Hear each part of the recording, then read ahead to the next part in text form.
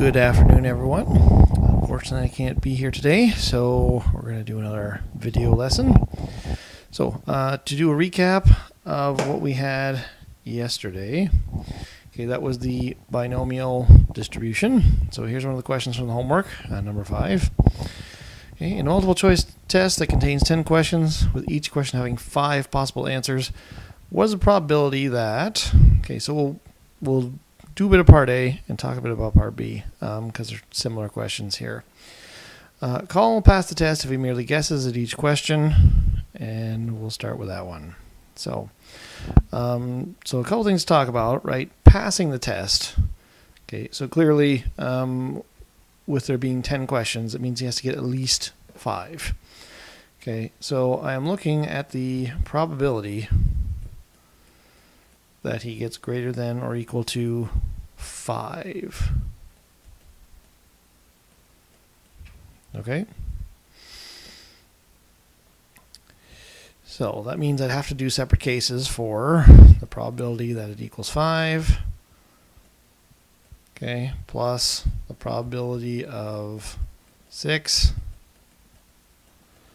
Right, and so on.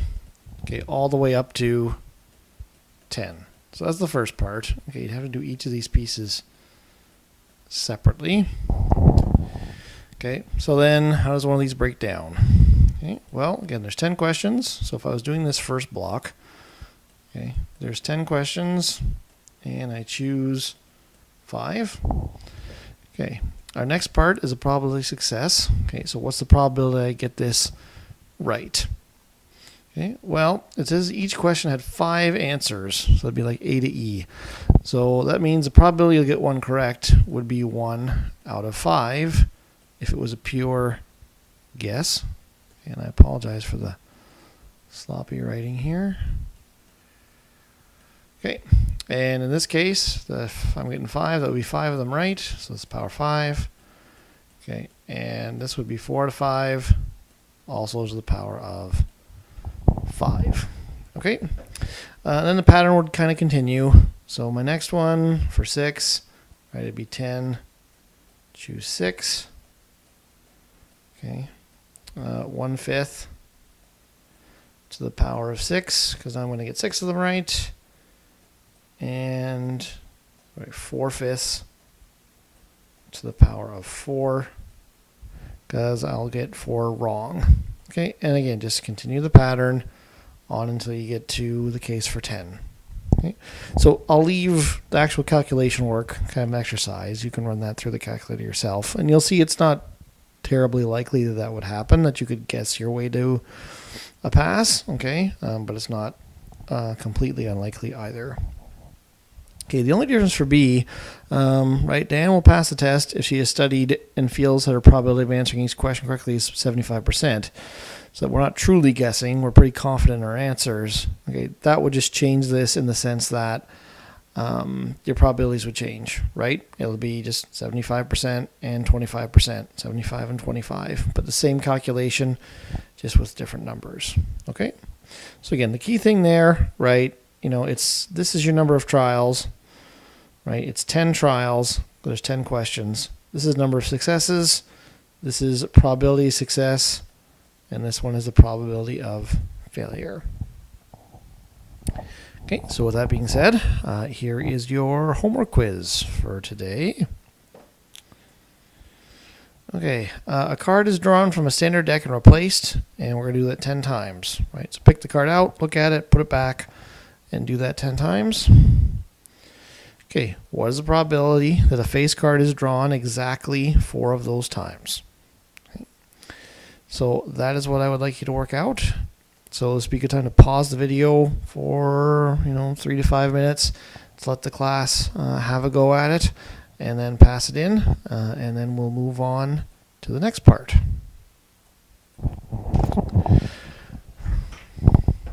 Okay, so hopefully we handed that in, and we're ready to move on to today's lesson. So, to get the idea of what we're talking about here, and our first example is going to be about this game. You may have played it before. Okay, I don't know. I had a copy of this that was called Frustration, maybe you called it Trouble, or something like that. So right, in this game where you race around the board, in order to break out of your home base, you have to roll 6.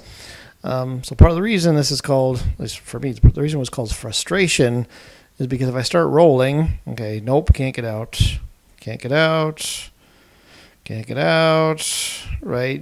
At the beginning of the game, you have to sit here and roll and roll and roll until you finally get a 6.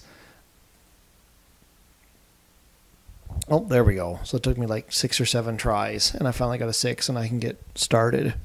Okay. Or you might remember a while ago when we played the dice game Skunk, and we were waiting for that first pair of doubles. Okay, it took a while before that happened, and we were all kind of surprised because it should be coming up more often. We had a long run on the first one. Okay, so what we're going to be talking about today is a situation where you're kind of waiting for that first thing to happen. Okay, and this is modeled by something called the geometric distribution. Okay, so example 1. So in that game, right, that we were just talking about, right, you have to roll 6 to break out of your home base. Okay, what is the probability that you first break out on your first attempt, your second attempt, your third attempt, or not until the 9th attempt? Okay, so again, if necessary, pause the video to make sure people get this down first. Maybe even try it a little bit and see what you think. Okay, so we're talking about a first attempt. Okay, for now I'm just going to use probability of B for breakout. Okay, something like that. Okay, but probably the first attempt, well, you're trying to roll a 6, so that's a 1 in 6 chance, and that's easy. Okay, not a big deal. For the second attempt, okay, well, if this doesn't happen until I hit the second attempt, that means I had to miss on the first attempt.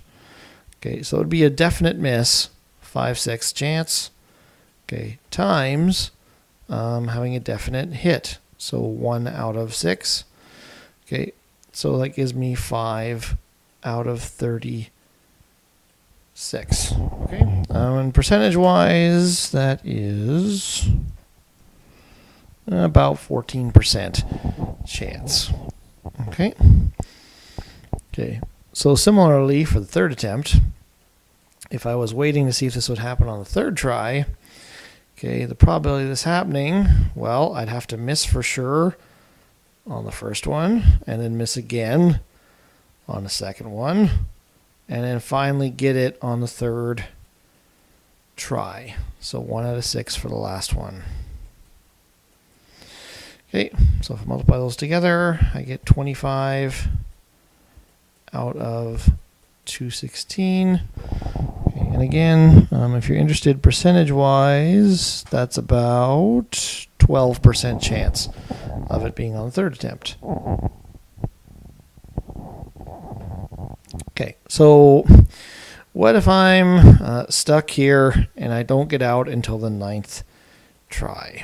Okay, so I'm not going to write down all those 5, 6, but I think we have the idea now, right? There have to be 8 failures before a single success. So there would be a 5 out of 6 chance, right, for not getting a 6, and that would have to happen 8 times in a row. So that's the exponent of 8.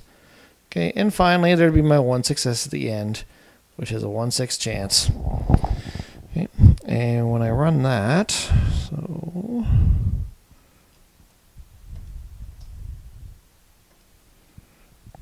okay,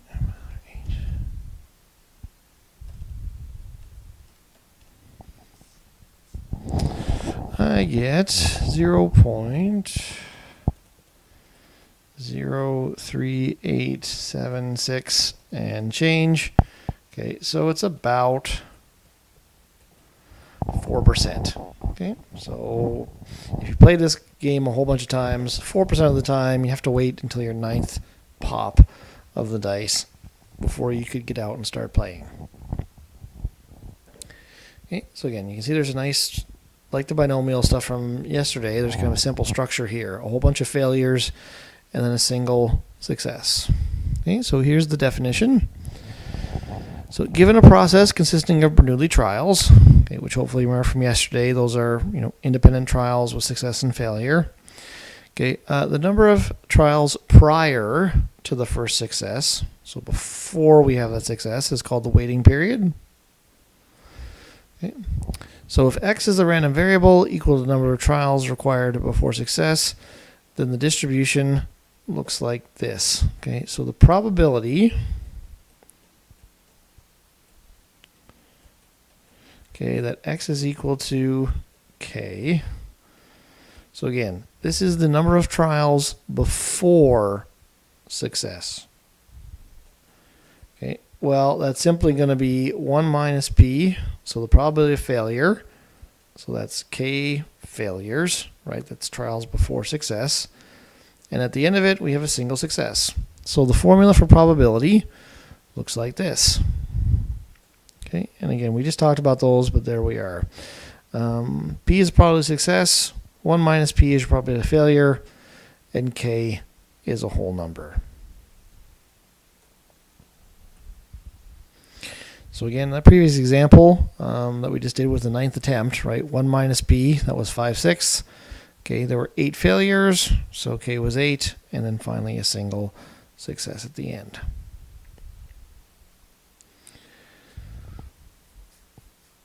Okay. And like with the binomial one, okay, there is actually a shortcut formula for expected value. Okay, so it is 1 minus p, so probability of failure divided by probability of success. Okay, so as a little side note here, unlike yesterday for expected value, right, we said that we had a shortcut formula, but if you wanted to, you could still make a table and list out all your options and do expected value that way. Okay, with geometric, okay, that's not actually really possible because in theory, right, if you were extremely unlucky, you could pop that dice 1,000 times and still not have had a single 6 come up. It's extremely unlikely, okay, but it is possible. So if I was trying to write up a table for this, technically it goes on forever because it's possible you could always just keep not getting what you wanted for an infinite length of time.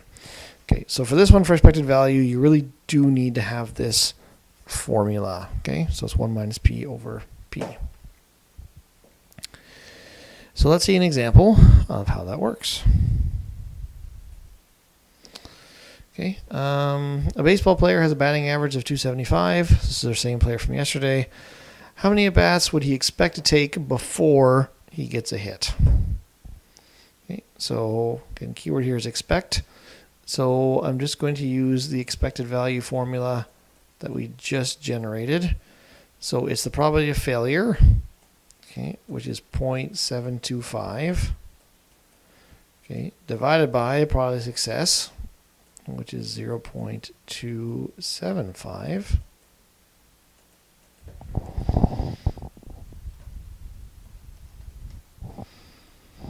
Okay, and when I do that, I get 2.63 repeating.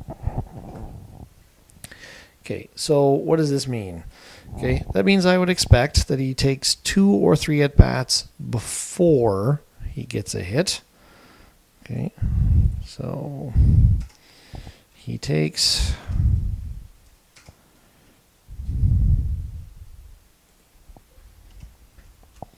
2.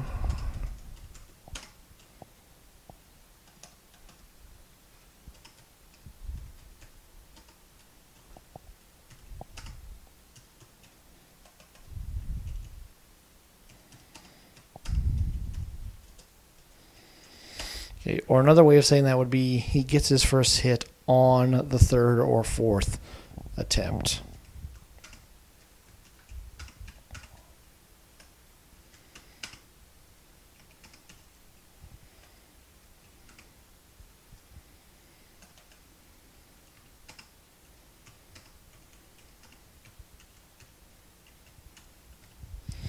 Okay, so those are equivalently the same thing. That's what it's talking about.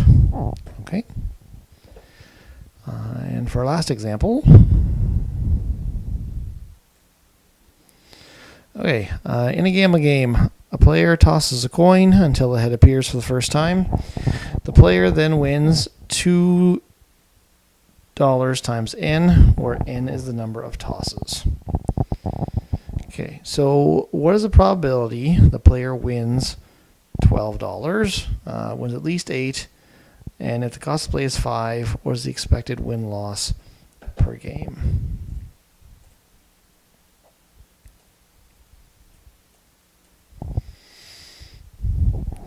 Okay, so for the probability the player wins 12. Okay, so let's think about what that means, right? If they won $12, that would mean you would have to have, it's $2 per toss when they win, so that would be 6 tosses.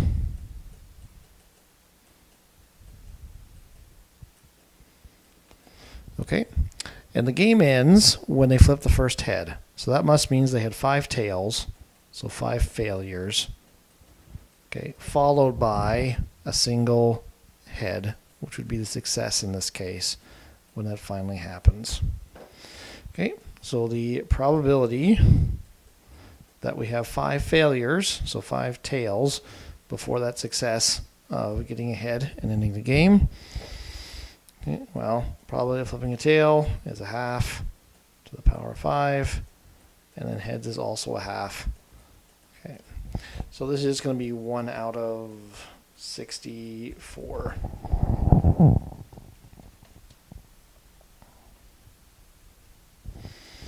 Okay, which is about 2%. Okay, so you have about a 2% chance of winning $12. Okay, what is the probability the player wins at least $8? Okay. Well, so again, think about the cases. That means either they got it, pardon me. Okay, at least 8. Well, you could win 8. You could win 10. You could win 12. You could win 14 or 16 or 18 or, right? This could potentially go on forever, right? If you got extremely lucky and flipped a lot of tails, you would win a huge amount of money. Okay, so in order to answer this question, okay, we have to do the indirect method, right? So I really want what's the probability that you win less than 8, okay, to do 1 minus that. So using the same thing as here, okay, to win $8, that means 4 tosses, which would be 3 failures. Okay, so the probability, this is the probability that x is greater than or equal to 3, okay, because it's going to take me 3 tosses or more in order to win at least $8, right? I have to get tails at least 3 times or more. Okay, to figure that out, I'm going to do 1 minus the opposite. So 1 minus the probability that x is less than, sorry, yeah, less than or equal to 2. Actually, no, I should say 3. Okay, probability that x is less than 3. Okay, so that's 1 minus the probability that x equals 0.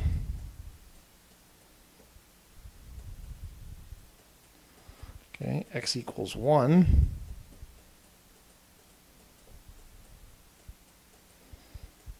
Okay, or x equals 2. Okay, those are my cases that are less than 3. Okay, so to save a little bit of time here, without going into too much detail there. Okay, that's 1 minus. The first one is a half, because that's when the game ends right away. Okay, the second one is a quarter. And the third one is an eighth. Okay, and I believe when you work that all out, that comes back around to an eighth. Okay, so there's a 1 in 8 chance that you will win at least $8. Okay, last one. Okay, if the cost to play is $5, what is the expected win-loss per game? Okay, so for this I need to know about my expected value. So we said that for E of x, okay, that's going to be probability of success over failure. Of course, in this case, success and failure are both a half, right? Probability of heads is a half and probability of tails is a half. So my expected value is 1. Okay, so that means that on average, I expect they will have one toss, okay, so one failure or tail before we get heads. Okay, so that means 2 tosses in total.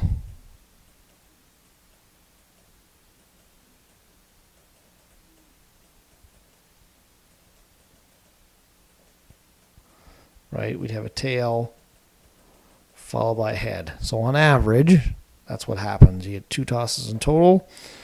So that means you're going to win $4. So therefore, we expect to lose